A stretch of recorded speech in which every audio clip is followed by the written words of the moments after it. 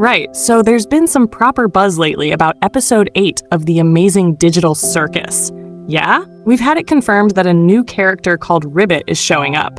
And honestly, the entire fandom is losing their minds over one massive question. Is Ribbit coming back as an actual character, or are we just getting a glimpse of them through someone's memories? Probably Jax's. Now look, I've thought about this loads, and both scenarios seem plausible at first. The memory route? Dead simple to pull off narratively. But a full-on return? That's where things get properly interesting, because everything we know about Abstraction tells us it's basically a one-way ticket to the cellar. Nobody's escaped from there and turned back into their normal self. So logic would say it's not happening, right? But here's the thing, and this is classic Digital Circus.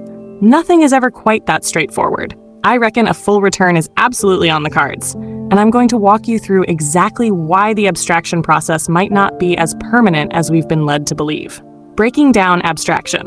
Let's talk about what abstraction actually is, because it's genuinely disturbing when you think about it. It's this gradual transformation where characters shift from their normal selves into these glitchy, monstrous entities. And it happens in stages. First up, you'll notice the character starts withdrawing from everyone else. They become isolated, distant. Then their mental state begins deteriorating. Their entire psychological framework starts breaking down. We saw this brilliantly with Kaufmo's room, all those unsettling drawings and paintings that showed his mind unraveling. After that comes the initial physical transformation. They still look somewhat recognizable, but you can see the first warning signs appearing. Then the glitches properly take hold. They lose mobility, and eventually they completely lose their original form, becoming this fully abstracted creature whose sole purpose seems to be spreading the infection to others. So we understand the how, but the why is where things get murky. The real players in this story.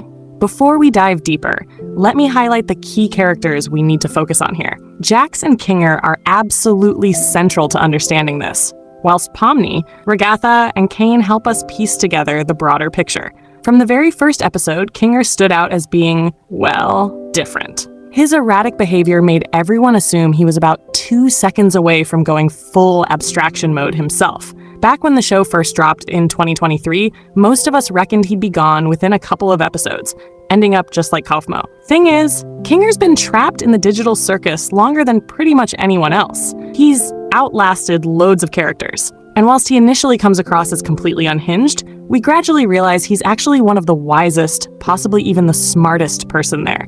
He's worked out what's happening, and more importantly, what he needs to do to avoid losing himself. What actually causes abstraction? There are several theories floating about regarding what triggers abstraction. The most common one suggests it's caused by isolation.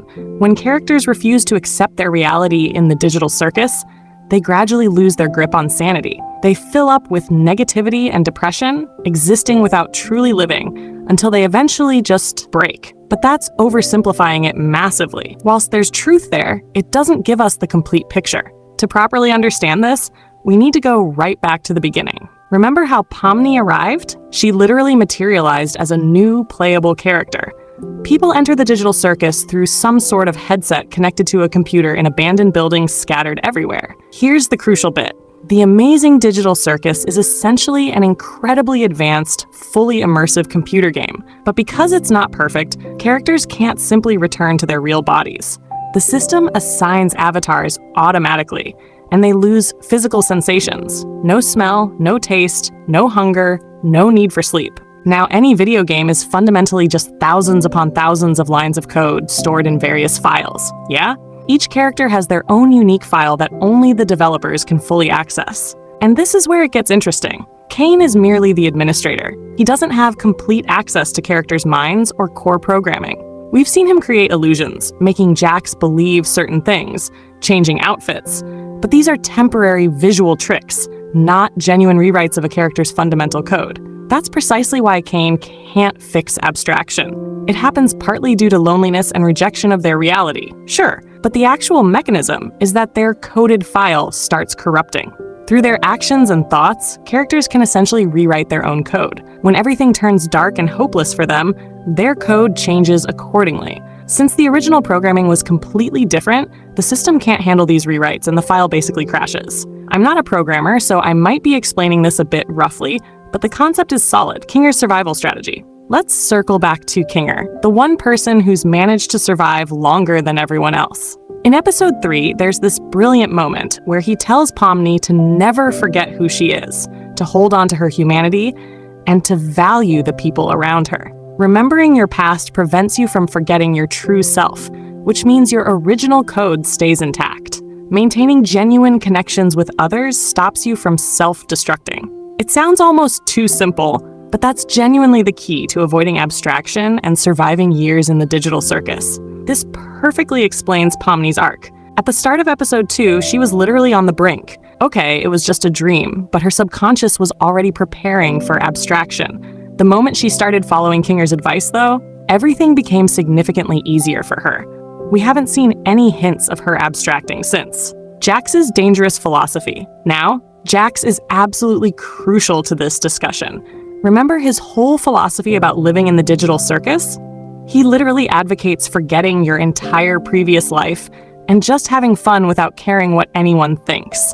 But we've all seen where that leads, haven't we? What's particularly dangerous is how convincing Jax can be. Even Pomni, who'd been successfully following Kinger's guidance for ages, nearly gave in and tried Jax's approach. Thankfully, that didn't go well, because if she'd continued down that path, she'd have ended up exactly like everyone currently trapped in the cellar. Ragatha outright states that Jax destroys everyone around him, which is precisely why she wanted to keep him away from Pomni. Can abstraction be reversed? So here's the big question from earlier. Can someone actually return to normal after becoming abstracted? Now that we understand the mechanics, I can confidently say yes. Even in real life, corrupted files can be recovered and restored. So it's absolutely possible within the digital circus framework. Plus, we've already seen evidence that even in their abstracted forms, characters can still think and understand what's happening around them. The real challenge right now is that there are too many of them, and not all will be as cooperative as Queenie. Most will be aggressive like Kaufmo, which creates significant problems. But bringing someone back isn't necessarily as difficult as it seems. And considering the team now includes Kinger, who can think clearly under any circumstances and was one of the digital circus's original creators, this changes everything. Ribbit was also among the very first developers of this digital space. Seeing those two work together, that would be absolutely fascinating. Final thoughts. Look, I genuinely believe episode 8 will give us Ribbit as a fully restored character, not just a memory.